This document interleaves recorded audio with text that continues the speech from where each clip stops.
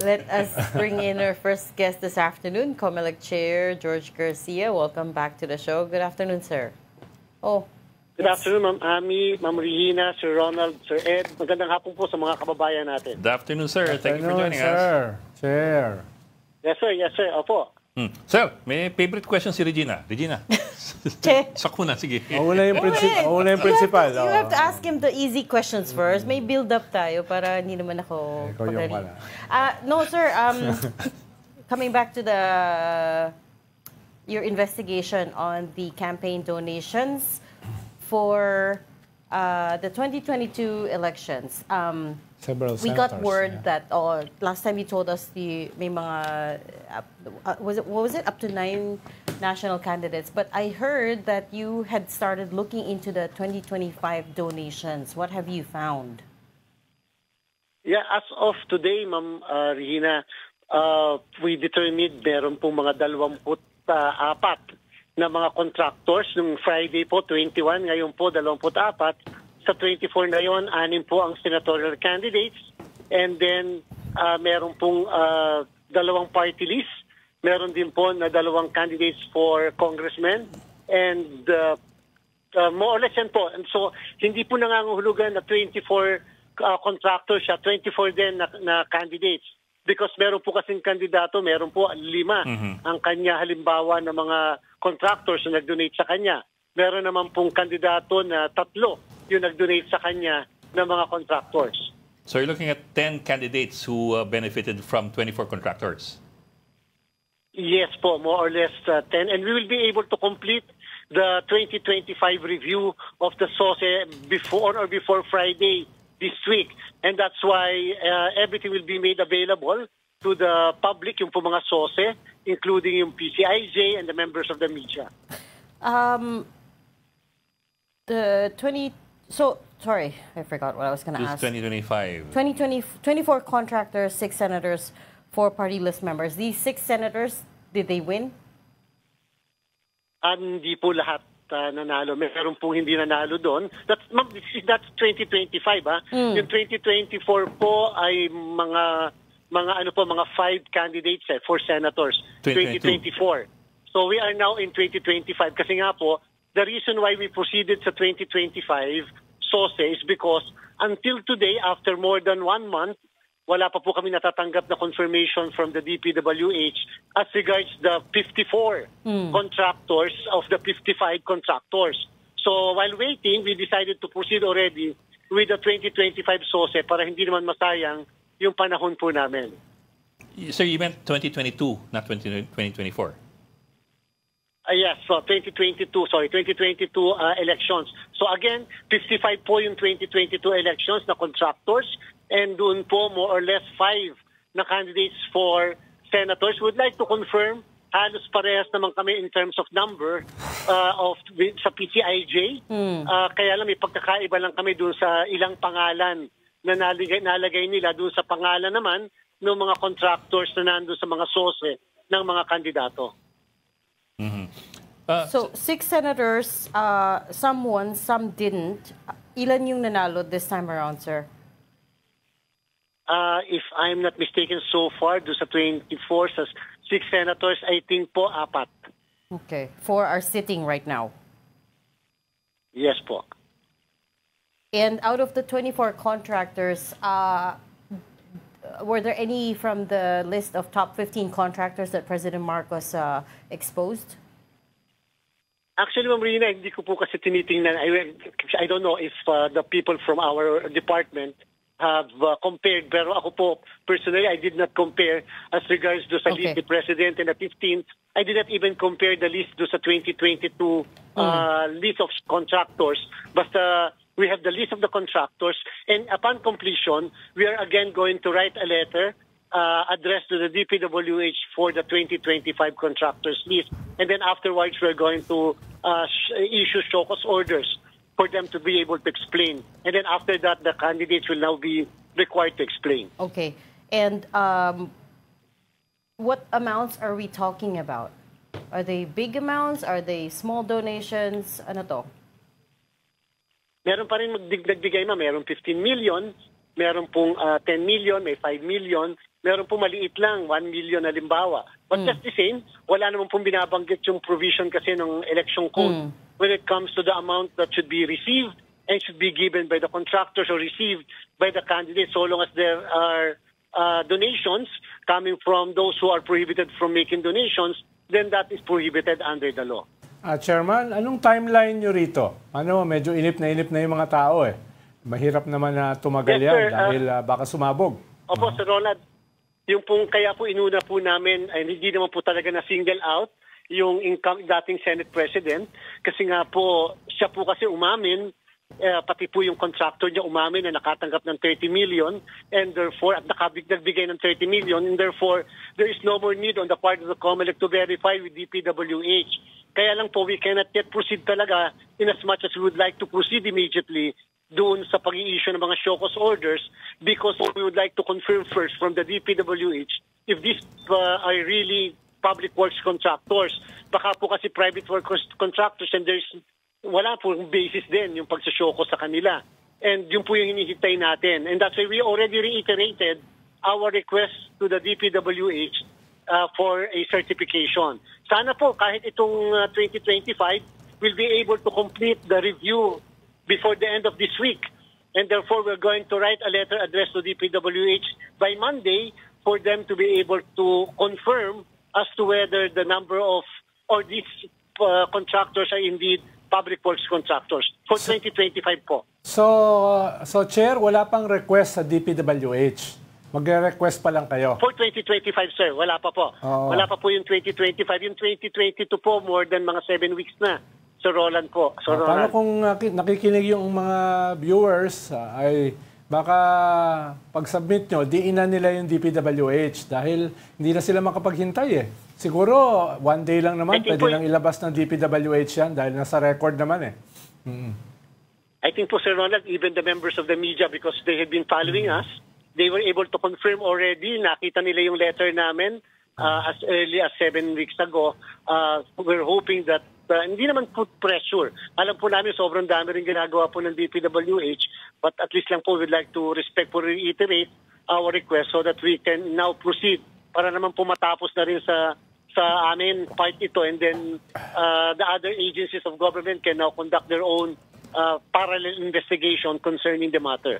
So yung issuance ng show cause order, of course, is part of the procedure. Pero my question is this kasi dun sa PCIJ story, lumalabas na si BBM, the president, in 2022, received donations to the amounts of, 20 million from Rodolfo Hilot of Rudhill Construction and 1 million from Jonathan Quirante.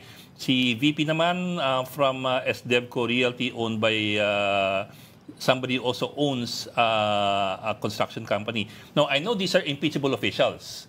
But my question is, even if they're impeachable officials, would the show cause order also be issued to them if it is confirmed that Genesis 88, for example, in the case of VP, and Rudhill Construction and Quirante Construction in the case of BBM, if they're found to be contractors of the government? Or kasama ba sila sa letter sa DPWH ng COMELEC? Oo. Yes po, two issues po, Sir Ed at Sir Ronald. Una, yung issue whether the President and the Vice President both enjoy immunity. Meron na po kaming study. Of course, when it comes to the President, there's no issue. The President enjoys immunity under our Constitution. As regards the Vice President, we are still studying the extent of the immunity of the Vice President. Now, in the event, for example, doon na lang po muna tayo sa issue ng immunity.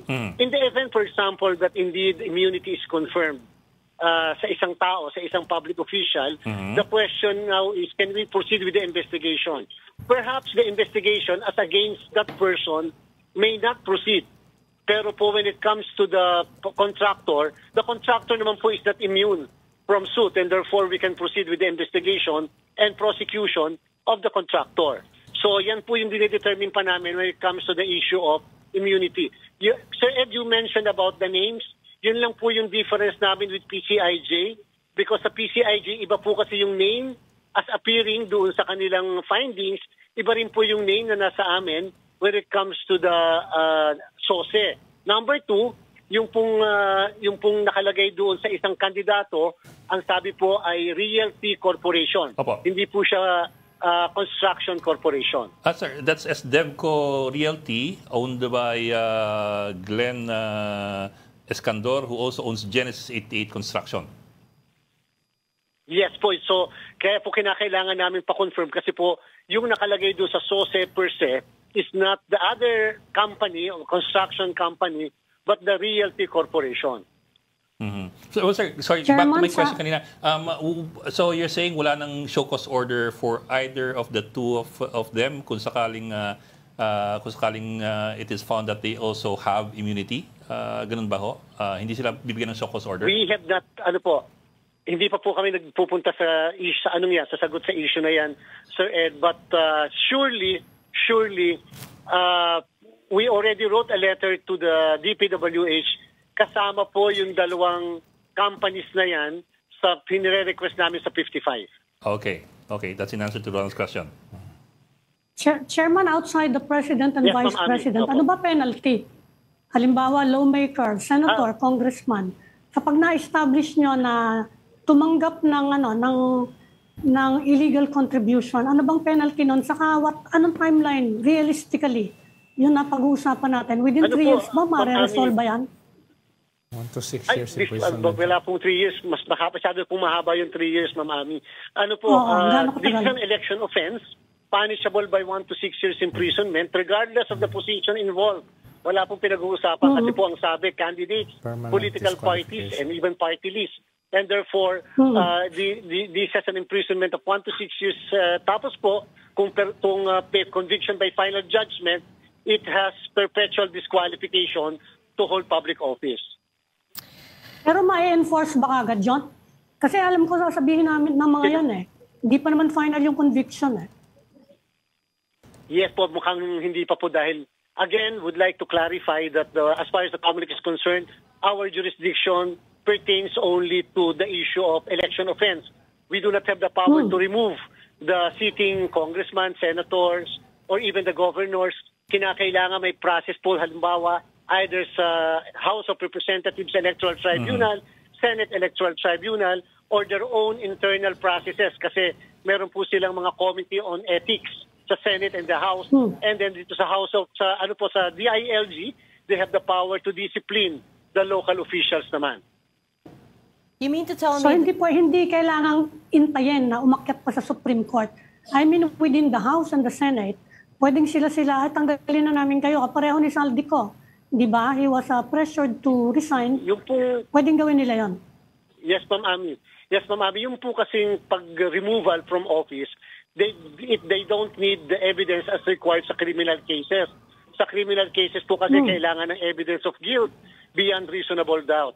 Diyan po sa administrative cases, substantial evidence po is enough. So we have a different proceedings sa kanila, iba yung sa amin, but they can use our documents, they can use our findings for purposes of the determination in whatever disciplinary action that they will impose upon their members. I didn't understand that last part. Do you mean to tell me, Chair, that let's say a sitting senator or sitting congressman was found guilty of electoral violation, that you, in the end, are not going to have the power to discipline them? No, what I'm saying, Ma'am, is these two cases can go hand in hand, parallel, simultaneous, while the COMELEC is determining the culpability based on the criminal aspect. Then other agencies of government, like the Office of the Ombudsman, like the DILG, or like the Senate by itself, or the House of Representatives can proceed as such in the disciplinary action against members. But ultimately, if the House of Congress or the Senate decides not to discipline their own members, then what? Yun lang. Wala lang. As far as the COMELEC is concerned, ma'am, Diba? that we will do our duty, our part. They can ask for our documents. We will share with them. We will make available the documents to them anytime once we completed everything. Because coming back to the case of Senator Cheese Escudero, of course, he's filed his position paper to the COMELEC, right? They are insisting that the donation, the 30 million peso donation, was legal, Above board. fully declared, and follows long-standing practice. He says the law is on our side, and we are confident the COMELEC will find no fault, even though, to us, the Section 95, Article 11 is pretty clear that you are not allowed to accept donations from any natural or juridical person that has contracts or subcontracts with the government providing goods or services. I don't know how much clear it could get from there. Meron din siyang statement na itong violation na ito ay violation nung nagbigay at hindi nung binigyan. Very Yes. public na statement na yun. Right. Hindi ko alam kung nakasulat doon sa kanyang sagot sa COMELEC. Pero yun yung medyo nakakatawa. Yes po, nakalagay po yun. Nakalagay. So, nakalagay po yun kasi he's also ang sabi arguing. po is, He's yes also po, the arguing argument was that it's a private fund. he was not aware. Opo, he was not aware that, basta as far as he is concerned, the donation was made in private capacity, in personal capacity. Pero pwede ba yung argument na yun, daw, yung Chairman? pagbigay, hindi pagtanggap. Oo nga. Yun ang sabi niya. Pwede ba yun? Kasi pwede sabihin ng mga kandidato. Ayaw ko po i-preempt, Ma'am Ami, yung ayaw ko po i-preempt yung aming opisina na in charge because they will have to make the recommendation to the commission and bank. But they are now reviewing everything. They are now assessing everything. They will be submitting. They said that in a matter of 2 weeks, they will come up with a recommendation to the commission and bank. Right. Hindi naman kayo sub judice dito, Chairman, di ba? In the first place, I already inhibited myself from that case simply because as I already told you before po, I have a professional relationship before. But then so I do not interfere with what is being done by our department. Eh, hindi naman po sub judice kasi we have the right to know. Kinakailangan alam din po ng mga kababayan natin ano naman ang nangyayari sa COMELEC. Correct. Kasi The onus, the pwede burden... bang yun, lagyan ng layer of deniability?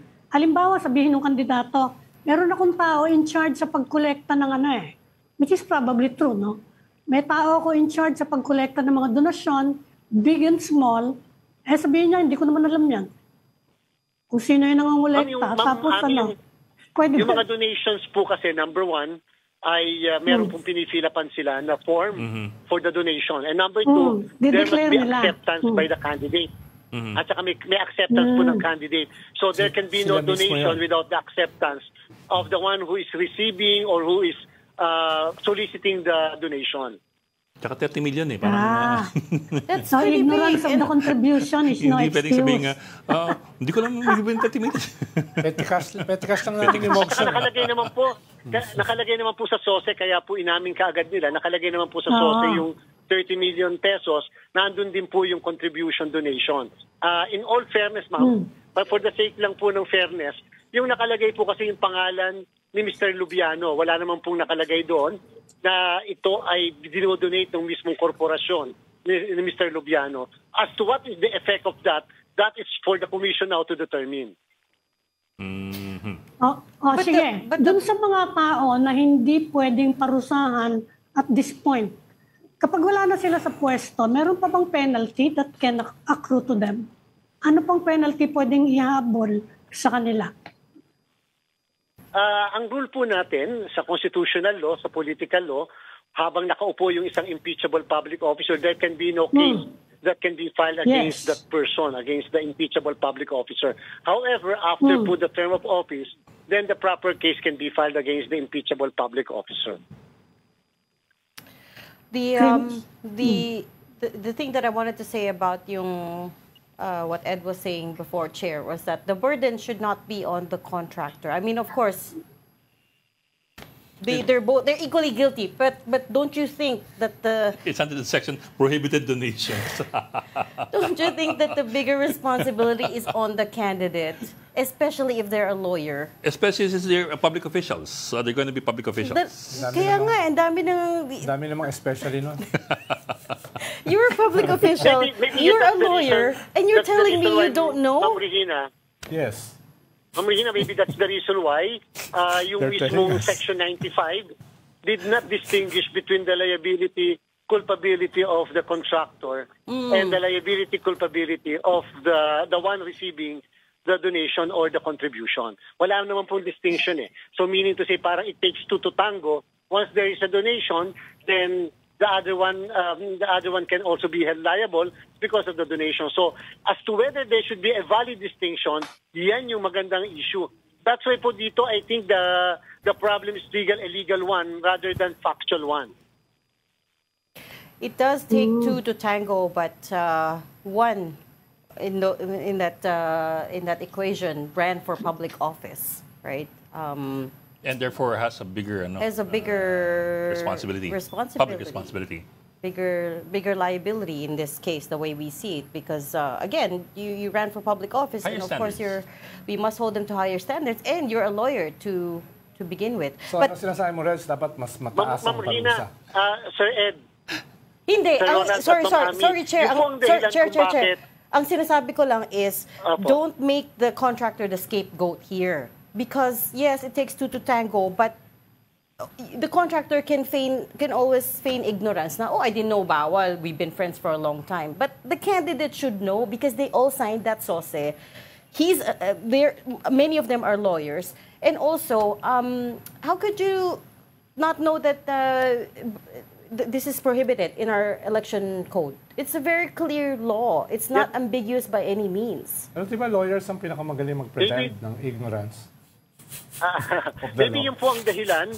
Yun ang dahilan kung bakit ang punishment is 1 to 6 years imprisonment. So meaning to say, yung mga mitigating o yung mga aggravating circumstance, like for example, yung mga binabanggit nyo, pwede idagdag. Like for example, yung isang contractor can be imprisoned only for 1 year because he's just the one who gave the donation. Pero kung ipa-factor in naman po yung mga sinabi yung mga additional factors or basis, pwede pong sa halip na 1 year lang, maging 6 years po halimbawa. Yung imprisonment naman noong mismong the one who received the donation.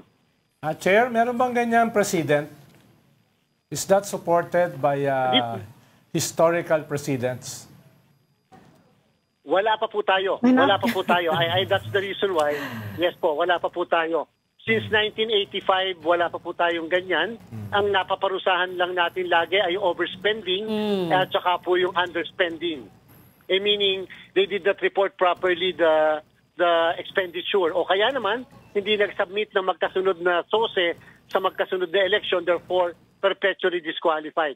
Pero wala pa po tayong nakulong tungkol sa bagay na ganyan. Now would be the perfect time to do it, Chair. There's a sea change underway. People are outraged and they want to see reform, and now would be the perfect time to make somebody an example. Tanong si Ami, bakit daw wala Pero Chairman, bakit walang naparusahan? Siguro po before, hindi kasi naging napakainit yung issue na yan. Yung mga kababayan natin, hindi sila masyadong tumitingin sa mga SOSE except the members of the media, and therefore, ang tinitingin lang nila, sino ba ang nag-donate? Magkano bang dinonate? Magkano bang ginastos ng kandidato na yan? Sir, walang napurusahan or wala man lang nakasuhan? Wala pa pong nakakasuhan, wala pa rin po napaparusahan tungkol sa bagay na yan. Yes po. This is the first time in our electoral history that Section 95 is being used and will be probably used for purposes of prosecution. May naparusahan na kaya sa ghost projects? Chairman, napakarami ng kasi criminal kandidato, ha? case yun. Nangangalahati na ba kayo? sa nakakuha na kayo ng 24, no? Parang ang konti-konti. Yes po. Nangangalahati na ba kayo sa trabaho nyo? Doon po kasi sa mga sa 42,000 ng 2025 at sa 44,000 ng 2022, hindi po, yung po mga local officials, local candidates, wala po halos sila na mga donations coming from contractors. Kasi po, maliliit lang po kasi ang kanilang gastos per law. Halimbawa po, ang sabi ng batas, 3 pesos per registered voter lang ang pwedeng gastusin during the 45-day period of the campaign. So if you have 20,000 registered voters, you are allowed to spend only 60,000 pesos. So, manghihingi ka pa po naman ng donation sa contractors. Halimbawa po lang, Siyempre, siguro naman kayang-kaya mo na yun. Kahit maaaring binigyan ka naman talaga ng contractor, kaya lang po, hindi mo na i-report Hindi mo yun. i-report. Pero sa mga parte ng congressman po kasi, may posibilidad na maaaring contractor na sila, o kung hindi naman, ay maaari pong maliliit din kasi yung voting population ng distrito po nila. Sir, yung sinasabi niyo kanina na na yung request niyo sa DPWH for the 2022 verification of contractors 7 weeks ago pa, that's kind of long, That's almost 2 months. Isn't that unusually ridiculously long already? For something na nasa website naman, or nasa kwa naman nila, nasa records naman. Yeah, medyo, aminin ko po, medyo nahahabaan na po tayo sa panahon. Kaya lang po, hindi pa rin namin inuunawa yung kalagayan po ng ating DPWH sapagkat talagang lalo na po ang kalihim, ang secretary ay napaka-busy rin araw-araw. But we respectfully reminded na lang po sila, we call their attention, including the members po ng media, I think, nagpe-pressure na rin po sa kanila ng kahit paano baka pwede nang i-release sa amin yung mga certifications. Maasahan nyo, Chair, nakukulitin namin sila. Lalo na yung katabi ko sa kanan. But sorry, maybe explain to us, Chair, why that certification is important. I mean, again, coming back to the case of Centerways, we know for a fact that they're a government contractor because the President himself said so. Number 7 on Centerways in that list of top 15 that he put out, saying that these 15 contractors cornered 20% of 545 billion peso projects over the last 3 years or something. So we know they're a government contractor. Why can't the case move forward anyways, even without that certification? Kung ito ma'am, yung case namin is purely administrative, wala tayong problem ma'am because hindi naman kailangan ng evidence of guilt beyond reasonable doubt o yung tinatawag na probable cause. But remember that the very nature of the case na pinag-aaral ng COMELEC is criminal and therefore case build up tayo. Hindi pwede po magkamali dahil otherwise sa court po kasi iba yung klase ng ebidensya na require. We cannot just presume. We cannot say sabi kasi ni Presidente ito kasi ang in-announce and therefore that will not have any evidentiary value when it comes to the court. It will require talagang evidence directly pinpointing na ito ay public works contractor. Ito ay nagbigay ng donation because kaya po madaming nadidismiss na mga criminal cases. Pero kung yan po ay administrative lang, kahit wala na sanang mga ganon, pwede na po. Saan ba ito ipa-file, Chair? Sa Regional Trial Court ba ito o sa Sandigan? Regional Trial Court po ang lahat ng ating election offense cases. So what were you thinking to charge them with? The violation of Section 95, right? Yes po, Section that's 262 a criminal charge? to 263. Yes, criminal charge po siya, election offense. So, Chairman, this will be a landmark case. Dahil sabi nyo nga, wala pa namang nasasampahan ng ganitong kaso in the past. Yes po, and that's the reason why po, the COMELEC conducted a motu proprio investigation. We were not compelled by anyone na conduct po kami ng motu proprio because I think this is our obligation, our duty under the Constitution. Technically po, under the law on SOSE, dapat talaga somebody will have to file a criminal case or a complaint. But in this particular instance, hindi na po kami naghintay. We conducted our own investigation. So, ano mga nakaraang eleksyon, walang nag-file? Kasi normally, nagfa-file yan yung magkakaaway na kandidato eh. Walang nag-file ng ganyang klaseng kaso. Wala po, baka kasi pare-pare silang guilty. Kaya po, hindi nagpa-file sa bawat isa. Sir, habol ko lang sa 2022 elections, hindi po lahat ng covered ng Section 95 are DPWH contractors eh. Di ba? Contractors, suppliers, franchisees, even services, not just services. goods. I mentioned that kasi in the PCIJ story, again, I'm citing the PCIJ story. May mga contractors na hindi public works contractors eh. For example, Maynard Ngu contributed 30 million to Chis Escudero. His company Cosmic Tech has a contract with DepEd. Yun namang Sir Ed. Yun namang kay Joel Villanueva, New San Jose Builders has a contract with the NHA. hindi po DPWH. And the contribution was Yes po, 20 Sir Ed. million. Still a government Ang contractor. pinauna po muna namin doon sa Political Finance and Affairs Department natin ay yung mga public works contractors kasi yun po yung mainit na mainit sa Yes, sir. kasalukuyan. I understand, sir. After po nitong 2022 and 2025, public works, sabi natin, we can now shift to mining companies kasi prohibited din po ang mining companies na magbigay ng donation. Prohibited din po yung mga merong franchises na nabigyan ng gobyerno na mag-donate. So yan po susunod-sunod na namin lahat. Gusto lang po natin unahin muna yung public works contractors. Total naman, any findings of COMELEC can likewise used by other entities like for example perhaps the ICI.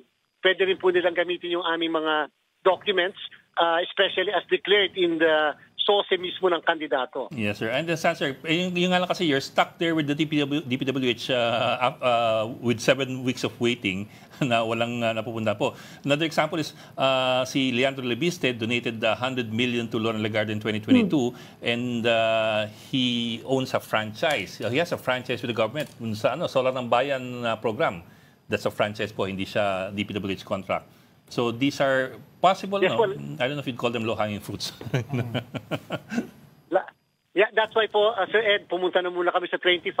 After po ng 2025, babalikan muli namin ng 2022 for other entities naman with contracts with the government.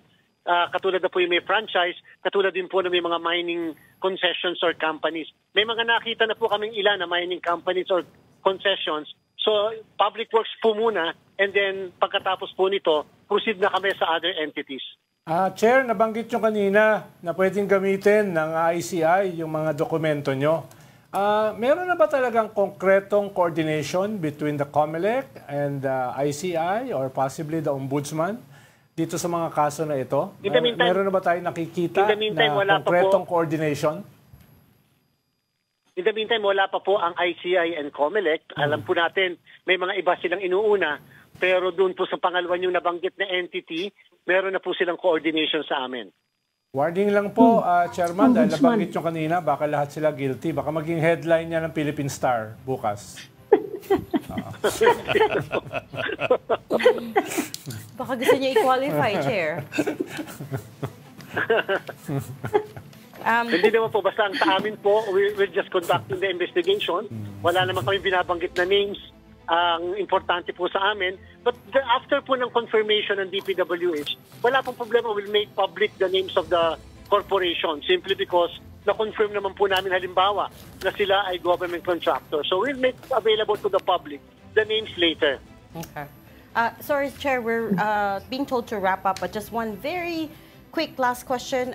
Smartmatic has been charged by U.S. federal prosecutors of money laundering and bribery in connection to the between 2015 to 2018 Dow. Supposedly they paid bribes of up to $1 million to an election official. I wonder if, of course, this was before your time, but I wonder if you've been, if the U.S. officials have reached out or informed you guys in any way of this case. If you can still remember po, we disqualified the said company before. The reason is because of the issue of integrity, not because of the issue of the results of the election. Wala naman po issue doon sa integrity of the results, so because of the integrity of the company per se.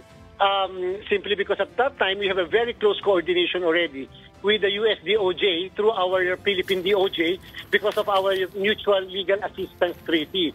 So we received several informations which we verified with our own offices, with our own documents that we have in the commission, and we found out na mukhang medyo credible po yung mga evidence ng US DOJ. But however, we were reversed by the Honorable Supreme Court. Sabi ng Supreme Court, we were wrong in disqualifying the said company, and the Supreme Court said, but this should be made prospective. It cannot be made retroactive. So, in-apply po ng Supreme Court yung operative fact doctrine that although we disqualified, okay, that's valid until the same is rendered null and void by the Supreme Court. So, we prospective na lang po. So, moving back and looking forward, the COMELEC likewise conducted our own internal investigation. We did not settle doon sa pagpa-file lang ng kaso kasi otherwise po, may nakalagay po kasi sa US DOJ findings. Sabi nila, $1 million yung pumasok sa banking system nila kasi nag-violate daw po ng anti-money laundering law. But it doesn't necessarily mean na limited lang yung amount doon sa amount na na-mention nila. Yung sa issue po ng bribery, sabi nila mas malaki po doon. And we traced the documents. We found out that indeed tama yung mga documents po nila, pati yung mga amounts. And therefore, our own internal investigation will reveal later na meron din po kasi maaaring culpability yung ilang pong official po ng commission. And we're going to forward to the Ombudsman and the Commission on Audit the findings of our investigating panel. Yun yung operative fact doctrine yung kailangang pag-aralan ng Supreme Court. Based sa usapan natin kanina na simula. Panghuli na lang. Kailan niyo submit, sir? Yung report? We already completed, Ma'am Regina, the report. However, because of the recent development that the USDOJ already included the company as one of the respondents to the criminal case. Kasi dati-rati po mga officers lang eh. Ngayon po kasama na yung company. We'll have to determine lang kung ano yung bago. Kung ano yung bago dito sa allegation na USDOJ. Okay. Chair, pwede, at liberty ba kayo para sabihin yung initials ng Comelec official na yon? Baka kasi pwedeng ilagay sa headline ng Philippine Star bukas. Yung initials lang. Hindi po kasi sa level ng hindi po kasi sa level sa Ronald ng commissioners, mga lower level official po kasi whether alam nila o hindi nila alam yung mismong mga inutos sa kanila, but that is something for the Office of the Ombudsman or the COA to determine later. Correct. And in terms of higher level officials, we all already know former Chair Andy Garcia is being linked to this. Bautista. Ay, sorry. Andy Garcia, artista yun. Parang kainuman ko yun. Sorry. Andy Bautista, hindi Andy Garcia. Baka kamag-anak ni Commissioner, ni Chairman. Kaibigan ko yun, si Andy Garcia. I apologize, Andy Bautista. Whose whereabouts we don't know at this point, but we will leave the conversation there. Thank you so much for talking to us today, Comelec Chair George Garcia. Andy Garcia. Garcia. Thank you, Very much po. Chairman. Mabuhay po kayong lahat. Thank you, sir. Salamat po. Thank you, Chair.